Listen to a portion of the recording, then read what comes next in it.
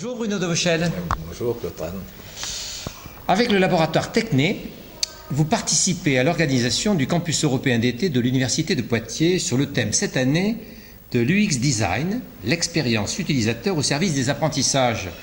Et vous intervenez dans ce campus avec une conférence intitulée « L'enseignant peut-il mettre à profit l'UX Design pour concevoir et mettre en œuvre son enseignement ?»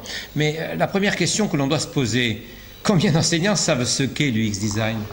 Alors, c'est un petit peu comme M. Jourdain, hein. Tous les enseignants le pratiquent, mais aucun ne sait que ça s'appelle de l'UX Design. Alors, du coup, il va falloir leur apprendre ce que c'est que l'UX Design, parce qu'en fait, ils le savent intuitivement, ils savent ce que c'est que prendre en compte l'expérience utilisateur, sauf qu'ils ne le formalisent pas, ils ne le structurent pas, toujours, et que s'ils le faisaient, probablement, ils auraient une autre vision et une autre façon de faire. Alors moi, je vais vous proposer une autre question. Non pas que je souhaite modifier le titre de votre conférence, mais pour une meilleure compréhension des enseignants, pour un discours simple, basique, comment les enseignants peuvent-ils prendre en compte l'expérience des utilisateurs que sont les élèves pour construire, élaborer leur stratégie pédagogique? Là, je pense que si je pose la question à des enseignants, ils auraient peut-être des éléments de réponse. Mais vous, quels sont les éléments de réponse? Alors d'abord, premier élément de réponse, quand on parle d'expérience utilisateur, c'est comme de l'UX Design, les mots sont changés, mais l'incompréhension est la même. En fait, la question est la suivante. C'est imaginer qu'un élève, dans ce qu'il traverse, dans un cours, dans une année, il vit une histoire personnelle, il vit une expérience sensible, qui lui laisse des souvenirs, qui lui laisse des traces, et on pense souvent que ces traces sont d'abord des traces en termes cognitifs. Ils connaissent, ils apprennent. Sauf qu'en réalité, il se passe plein de choses autour, et que tout ce qui se passe autour, évidemment, l'enseignant le gère, mais le gère un petit peu de manière au coup par coup. Alors vous avez des enseignants qui préparent très rigoureusement leurs cours, minute par minute. Du coup, on se demande si l'élève va jouer, et va avoir une place, va pouvoir, son expérience va être autre que celle que l'enseignant a prévue. Et puis vous avez des enseignants qui structurent très très peu leur préparation et qui voient du coup des élèves parfois partir là où ils n'ont pas prévu. En réalité, quand on enseigne, on s'aperçoit que l'on est très fortement préparé à son cours ou qu'on ne l'est pas fortement préparé. Hormis dans le cas où on est dans un exposé pur et simple, eh bien on s'aperçoit qu'on ne peut pas faire strictement ce qu'on a prévu. Et alors, même quand on fait ce qu'on a prévu, et que l'on filme les élèves, par exemple, par derrière, au fond de la classe, qu'on met une caméra... Et vous l'avez fait? Et je l'ai fait, évidemment, c'est pour ça que je le dis, je l'ai fait, on s'aperçoit que les élèves ne font pas forcément ce que l'enseignant a prévu de faire. Et donc, l'expérience utilisateur, quand vous la refusez, elle s'impose à vous dans la classe. Mais on peut aller plus loin. Dans le système éducatif, les enseignants ne sont pas les seuls acteurs. Ne pourrait-on pas aussi poser la question comment les personnels de direction, les chefs d'établissement, peuvent-ils prendre en compte l'expérience des utilisateurs que sont les enseignants, que sont les élèves, bien sûr, voire les parents, pour co-élaborer les stratégies de l'EPLE, donc de l'établissement? Ce qui est très intéressant quand on interroge des parents, quand on interroge des gens un peu extérieurs à l'établissement, ce qui est très intéressant, c'est de voir qu'ils vous racontent l'expérience qu'ils ont vécue, l'expérience sensible qu'ils ont vécue.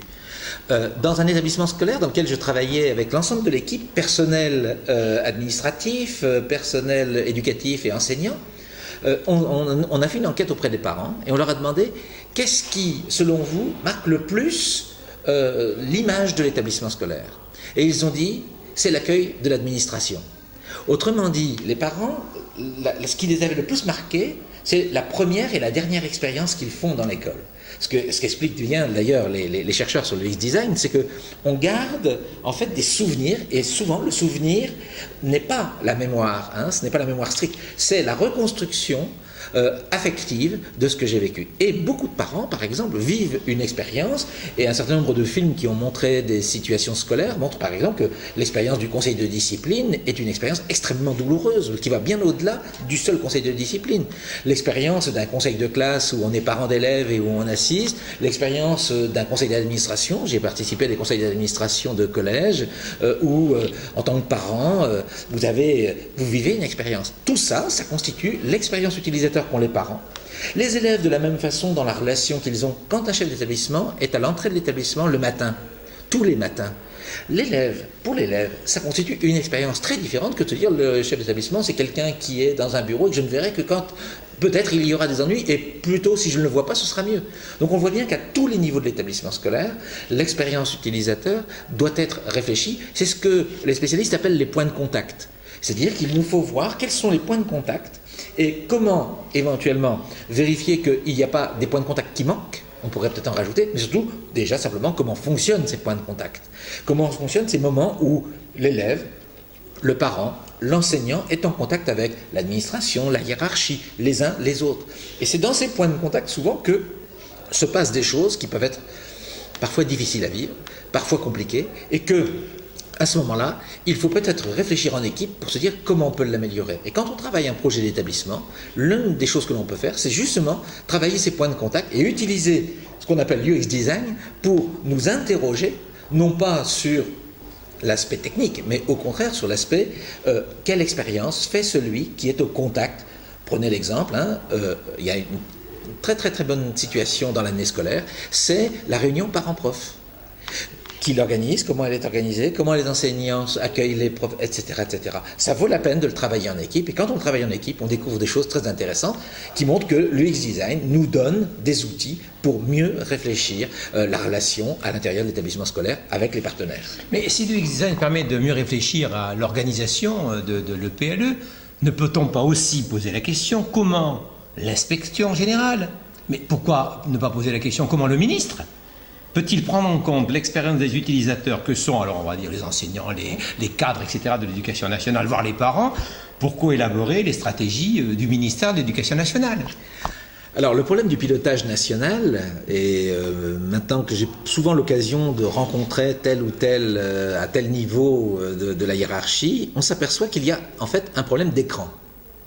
C'est-à-dire qu'un ministre, un inspecteur général, un inspecteur régional, un recteur sont entourés de gens qui sont des sortes de médiateurs entre les utilisateurs et leur travail quotidien. Et malheureusement, c'est un petit peu comme quand on est dans une salle un petit peu insonorisée et qu'on entend les bruits malgré tout du dehors. Et les bruits arrivent étouffés, transformés. Et on se dit, mais qu'est-ce qui se passe dehors? Eh bien, quelqu'un qui est dans une situation de pouvoir dans une administration est très souvent pris par ce problème-là. On a beau le dire, il n'y croit pas. Il n'y croit pas. C'est la même chose, par exemple, dans les collectivités territoriales, pour les gens qui décident des environnements numériques de travail ou des équipements. On leur dit, mais avez-vous un contact avec les usagers? Alors, ils vont vous dire oui. Et comment? On fait des enquêtes. Mais l'UX Design, ce n'est pas des enquêtes. C'est réfléchir vraiment à l'expérience que fait la personne. Or, quand on est pris dans des activités extrêmement nombreuses de responsabilités et autres, on n'a pas forcément l'attention à ces choses qui sont parfois presque des détails, mais des détails qui vont vous revenir très brutalement. On le voit très souvent, c'est très souvent médiatisé d'ailleurs. C'est le moment où un élu se retrouve en face d'une personne ordinaire, et que cette personne ordinaire lui dit quelque chose qu'il n'entend pas habituellement. Et pour elle le dit, ça fait un drame évidemment médiatique, et ce qui se passe, c'est que d'un seul coup, la réalité de l'expérience utilisateur arrive à la personne. Mais très souvent, il y a des intermédiaires. Et il va de soi que derrière ça, il y a des méthodologies, et lors de ce séminaire, il y a eu une conférence très intéressante sur l'expérience client. Et des gens travaillent sur les grandes entreprises actuellement, justement, pour permettre à des dirigeants... Les grandes entreprises, mais également les grands services de l'État. Les grands services de l'État aussi, pour leur apprendre, justement, à prendre en compte ce qu'on appelle l'expérience client, ou on pourrait parler aussi de l'expérience usager. Bon, mais on va revenir à la classe, là, quand même. Concrètement, ça se passe comment pour un professeur qui veut justement utiliser l'UX Design? Alors, je vais d'abord évoquer un risque majeur. si on regarde un petit peu l'UX design et on lit un petit peu certaines définitions, comme celle qui dit que l'UX design, c'est donner un sentiment agréable à celui qui fait l'expérience utilisateur. On va me dire démagogie, on va me dire ah oui, vous êtes pour la facilité pour les élèves. En fait, les choses sont un peu différentes.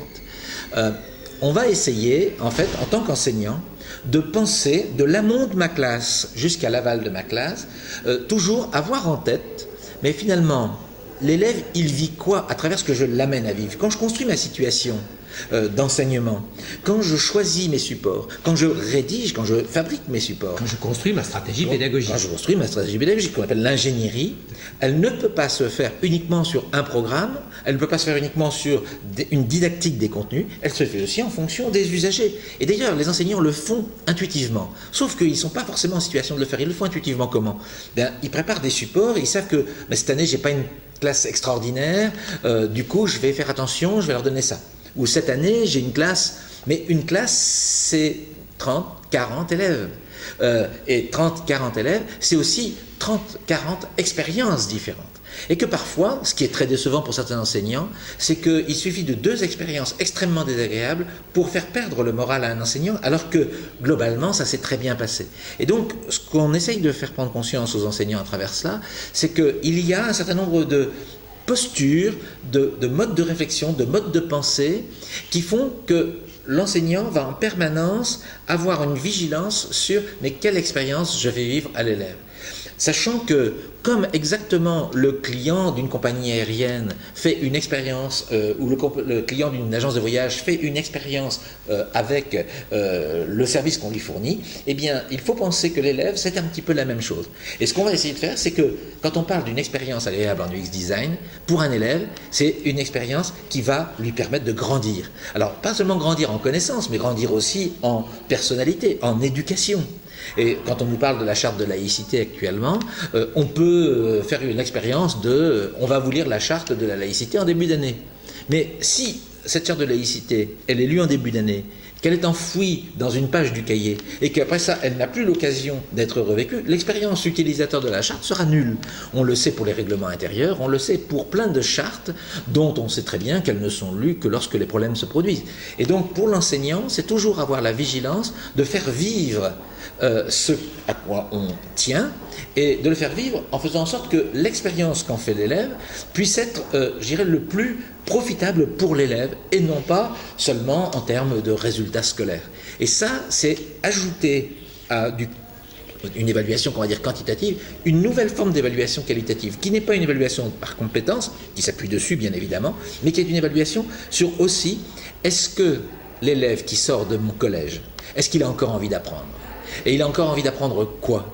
Et on s'aperçoit, et pour finir sur cette histoire d'expérience utilisateur, chacun de nous a une histoire en tête, c'est-à-dire que chacun de nous se souvient de cet enseignant, de cette enseignante qui, dans son enfance, a été capable de lui faire vivre une expérience utilisateur, et que cette expérience, il s'en souvient encore aujourd'hui. Parfois d'ailleurs il l'a embellie, ou parfois il l'a malheureusement beaucoup dévalorisée, mais il a fait cette expérience. Et c'est une expérience qui montre que ce que l'on vit en classe, c'est pas seulement une technique, c'est aussi un ressenti.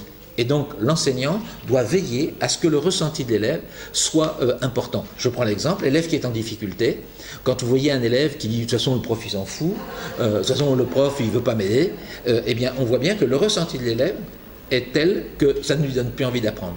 Alors que s'il sait qu'il va avoir une attention à un moment ou à un autre, mais qu'il sait aussi qu'il faut qu'il la partage cette attention avec les autres, alors, donc autrement dit, si il est pris en tant qu'expérience individuelle, alors il a des chances de se dire je peux toujours progresser.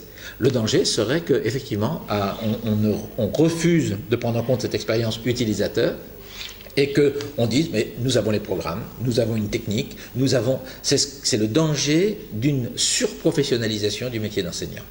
Merci beaucoup Bruno de Rochelle. Merci.